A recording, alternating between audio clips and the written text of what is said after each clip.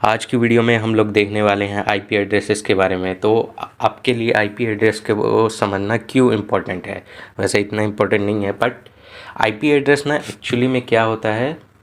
जैसे मान लो आपका कंप्यूटर है, ठीक है, एक ये आपका कंप्यूटर है, ऐसे ही मान लो ये दूसरे बंदे का है, एंड उसी के और ये तीसरे बंदे का है, ठीक है। तो आपने जो भी फाइल्स वगैरह बनाई, मतलब जो आपने सर्वर क्रिएट किया ना, वो इस वाले में है और इस वाले कंप्यूटर में वो एग्जिस्ट कर रहा है। तो मैं यहाँ पे लिख देता हूँ सर्वर, ठीक है। तो वो यहाँ पे है और ये जो है आपके क्लाइंट वाले कंप्यूटर है। तो मैं इनको लिख देता हूँ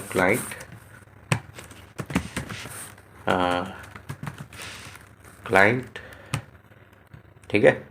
और यहाँ हमने इसे क्लाइंट लिख दिया और इसी की कॉपी कर लेते हैं,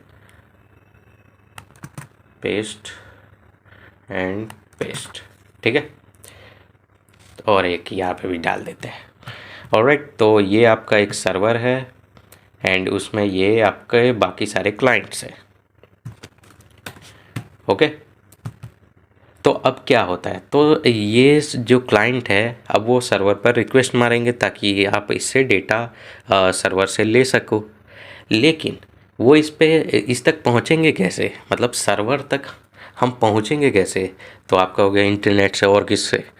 हाँ, तो इंटरनेट ठीक है, लेकिन जैसे आपको google.com पे पहुँचना होता है तो क्या आप लिखते हो। मैं यहाँ पे जैसे, तो आप सर्च करते हो google.com, ठीक है। तो आप google.com पे चले जाते हो, लेकिन ऐसे जैसे मुझे यहाँ मेरे सर्वर के पास पहुँचना होगा तो क्या मैं लिखूँगा server.com, ऐसे करके लिखूँगा। तो ऐसे लिखने से कुछ नहीं होगा, क्योंकि एक्चुअली में हम ना कभी जो भी ये लिखते हैं हम इसको नहीं लिखते हैं। मैं दिखाता हूँ आपको, गूगल का भी ना एक्चुअली में एक आईपी एड्रेस है। तो वो आप पता लगाने के लिए कुछ नहीं, यहाँ पे अपना कमांड टर्मिनल खोल लो, ठीक है। थोड़ा बड़ा कर देता हूँ मैं ताकि आपको दिख सके। एंड इसके बाद मैं ना पिंग करूँगा, पिंग करेंगे हम लोग google.com को, ठीक है। एंटर करो। तो ये है google.com का जो आईपी एड्रेस है ना, वो ये है, ठीक है। तो अगर आपसे कोई पूछे तो आप गूगल का भी ऐसे करके आईपी एड्रेस निकाल सकते हो। तो मैं यहाँ पे पेस्ट कर देता हूँ उसको, ये रहा, ठीक है। तो आप कहोगे अच्छा ये क्या है, ये तो कुछ बड़ा सा नंबर है। तो यही है एक्चुअली में आईपी एड्रेस, और ये ऐसा ही दिखता है आईपी एड्रेस। आपको जो टोटल होता है आप यहाँ पे देख सकते हो, आईपी एड्रेस जैसे मेरी पब्लिक आईपी ये है, ठीक है। तो ये एक्चुअली में ना ये बदलती रहती है, ये आपका जो इंटरनेट प्रोवाइडर होता है ना वो आपको प्रोवाइड करता है, और ये ना हर बंदे के लिए यूनिक रहती है ताकि उसको ना वो पहचाना जा सके कि जो डेटा मैं अपने फ़ोन से सर्च कर रहा हूँ, लेट से मैं अपने एंड्रॉयड मोबाइल से कुछ करता हूँ सर्च, ओके। तो वो डेटा मेरे पास ही आएगा, उसका जो भी मैं सर्च रिज़ल्ट मांगूंगा ना तो वो रिज़ल्ट मेरे ही पास आएगा और किसी के पास नहीं जाएगा। तो वो कैसे पता लग वो कैसे इंश्योर करा जाता है, तो वो भी इसी आईपी एड्रेस के ही थ्रू इंश्योर करा जाता है। तो ऐसे ही करके जो आपका सर्वर होगा उसकी भी एक आईपी एड्रेस होगी, मतलब आपके कंप्यूटर की भी एक आईपी एड्रेस होगा, ठीक है। तो ऐसे ही मान लो जैसे गूगल का जो भी सर्वर है वो एक कंप्यूटर में रखा हुआ है, तो उसका जो आईपी एड्रेस है ना वो ये है। अगर मैं इसको कॉपी करके आपको यहाँ नॉर्मली भी पेस्ट करूँगा ना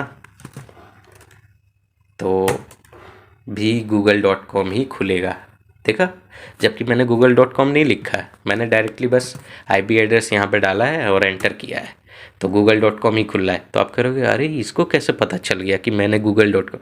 तो एट दी एंड क्या होता है, यही चीज़ को सर्च मारा जाता है कि आईपी एड्रेस क्या है जिस कंप्यूटर तक मुझे पहुंचना है।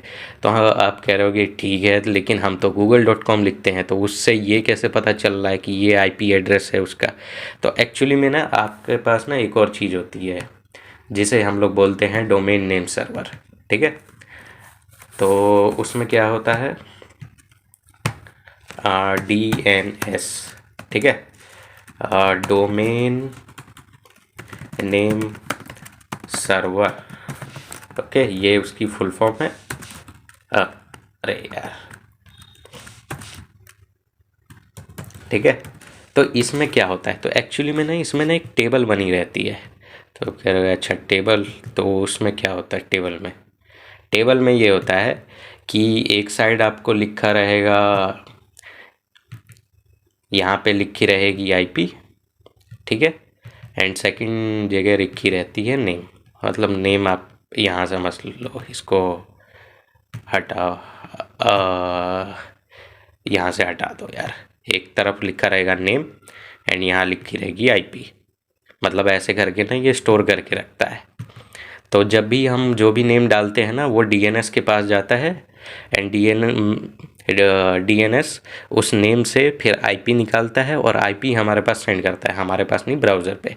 और फिर ब्राउज़र दोबारा से अब वो आईपी के साथ अब वो रिक्वेस्ट मारता है इंटरनेट पर, और फिर करके वो ऐसे करके ये गूगल के उस तक सर्वर तक पहुंच जाएगा, ठीक है। तो यहाँ पे डोमेन नेम सर्वर है जो आपकी मदद कर रहा है आईपी एड्रेस को ढूंढने में, एंड आईपी एड्रेस से फिर आप उस सर्वर तक पहुंचते हो, ठीक है। तो ये तो हुआ आईपी एड्रेस का काम। अब एक और चीज़ होती है जिसे हम लोग बोलते हैं पोर्ट, ठीक है। तो उसके बारे में भी देख लो आप। तो पोर्ट क्या मतलब क्या बताना चाह रहा है पोर्ट, तो एक्चुअली में क्या होता है, इंटरनेट आपके फ़ोन में आ रहा है, लेट्स से आपके फ़ोन में आ रहा है, आपके सिस्टम में आ रहा होगा, कहीं पे भी आ रहा है, तो उसको ना अलग अलग हिस्सों में ना तोड़ दिया जाता है, मतलब कई सारे ना उसको वो सब डिवीज़न कर दिया जाता है। तो उसका रीज़न क्या है, उसका रीज़न ये है ताकि ना सबको ना एक एक सब डिवीज़न दिया जा सके, हर एक टास्क या एप्लीकेशन जो भी है उसको ना एक एक सब डिवीज़न दिया जा सके, और वो जो एप्लीकेशन है ना वो वही सब डिवीज़न यूज़ करे, अपना जितना भी इंटरनेट का काम होगा ना उसको परफॉर्म करने के लिए वो वही सब डिवीज़न यूज़ करे, ठीक है। तो इसमें क्या होता है, तो यही जो आपका पोर्ट है ना यही आपका वो मतलब आइडेंटिफाई करवाता है कि ये कौन सा सब डिवीज़न में डेटा का ट्रांसफ़र करा जाएगा, ठीक है। तो हमें उसकी ज़रूरत भी पड़ती है, यहाँ पे पड़ेगी, हम लोग यहाँ पे नहीं पड़ती हमें, जैसे ये google.com। तो एक्चुअली में क्या है, उनका ना एक ही सर्वर है, उस सर्वर पूरा ही इसी पे ही चल रहा है, उसमें कोई सब डिवीज़न करा ही नहीं गया है, और उसमें अगर सब डिवीज़न करा नहीं गया है तो हमें पोर्ट की ज़रूरत नहीं है। अगर सब डिवीज़न करा जाता है, लेट्स से अगर मैं यहाँ पे लिखूँ, ठीक है, तो उसको हम लोग ऐसे करते हैं, सेमी कोलन ये कोलोन लगा देते हैं, एंड कोलोन के बाद आप जो भी लिखोगे वो सब डिवीज़न को डिनोट करता है। तो ऐसे करके हमारे पास ना टोटल 65,000 के आसपास सब डिवीज़न होती है, ठीक है। तो पोर्ट नंबर ना आपका 65,000 के अराउंड जा सकता है, तो 2 की पावर 16, ठीक है, ये कैलकुलेट कर लेना, उतना ही होता है। तो इतने हमारे पास सब डिवीज़न होते हैं। तो एक बार ही ना करते हैं, 3,000 पर मैं कॉल मारता हूँ, ठीक है, एंटर किया मैंने। तो एंटर करने के बाद देखो कुछ भी नहीं आ रहा है, तो मतलब ऐसा कोई सब डिवीज़न एग्जिस्ट नहीं करता है, इसीलिए मेरे अभी तक ये रीलोड ही कर रहा है, मतलब सर्च ही करा जा रहा है। लेकिन अगर वहीं पे मैं 1 करके देखता हूँ तो 1 नाम का कोई नहीं है, 100 पे भी कुछ नहीं है, ठीक है। 443 ये HTTPS वाला होता है, ये ऐसे ही रहता है, ठीक है।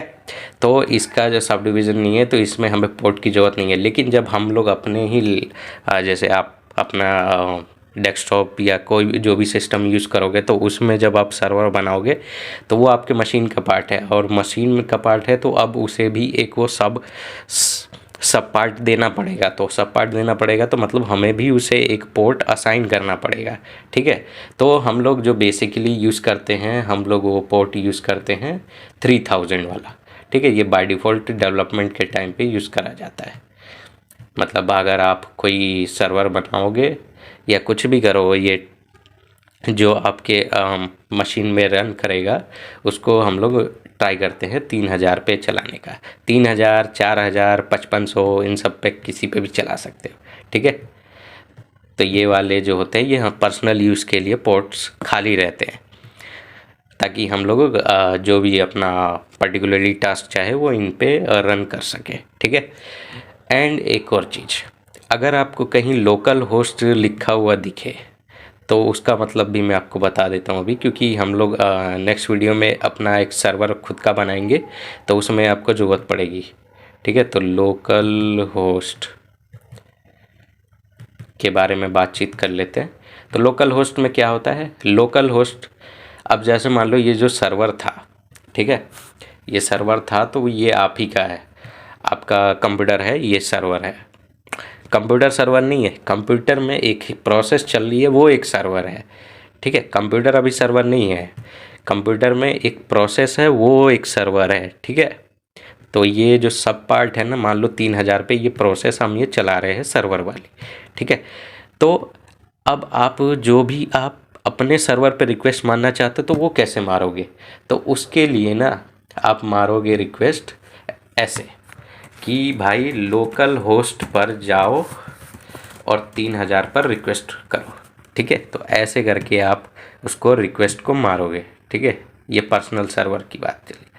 और अगर आप लोकल होस्ट नहीं लिखना चाह रहे तो आप एक और चीज़ लिख सकते हो, मतलब लोकल होस्ट ना हमेशा इसी को डिफाइन करता है 127.0.0.1, ठीक है। तो ये भी आपको आईपी एड्रेस जैसा ही लग रहा होगा। तो हाँ, लोकल होस्ट एक नाम दे दिया गया है जो आपकी मशीन को ही बार दिखाता है। तो ये एक्चुअली में क्या हुआ, आप यहीं पे क्लाइंट भी आप ही हो, सर्वर भी आप ही के पास है। तो इसमें क्या करता है, इसमें ये करता है कि ये जैसे मशीन है तो मशीन से जाएंगे सर्वर पे, तो सर्वर पे कैसे जाओगे, तो जो लुकअप टेबल है वो आपको बताएगी कि आप अपने ही सर्वर पे रीडायरेक्ट करना चाह रहे हो, मतलब आप ही अपने सिस्टम पे रीडायरेक्ट करना चाह रहे हो, और फिर यही सर्वर से आपके पास रिक्वेस्ट रिस्पॉन्स आएगा। तो ये हम लोग अपने ही सर्वर पे जो हमारे सिस्टम में चल रही होती है उसको एक्सेस करने के लिए हम लोग यूज़ करते हैं लोकल होस्ट। और इसके बाद जिस भी हम पोर्ट पे उसे रन कर रहे होते हैं वो लिखते हैं। ऐसे ही करके यहाँ पे जो भी आपके पास वो होगा, जो भी पोर्ट आप यूज़ कर रहे होगे वो आप यहाँ पे लिखोगे, यहाँ ऐसे करके, ठीक है। और इसको अगर मैं आपको नॉर्मली यहाँ पे भी टाइप करके दिखाऊँ तो कुछ ना कुछ शायद हमें दिखेगा 0.0.1 ऐसे ही करते हैं। नहीं, एडमिन हटा देते हैं। ऑलराइट, तो एक्चुअली वे कुछ दिखा रही है हमें।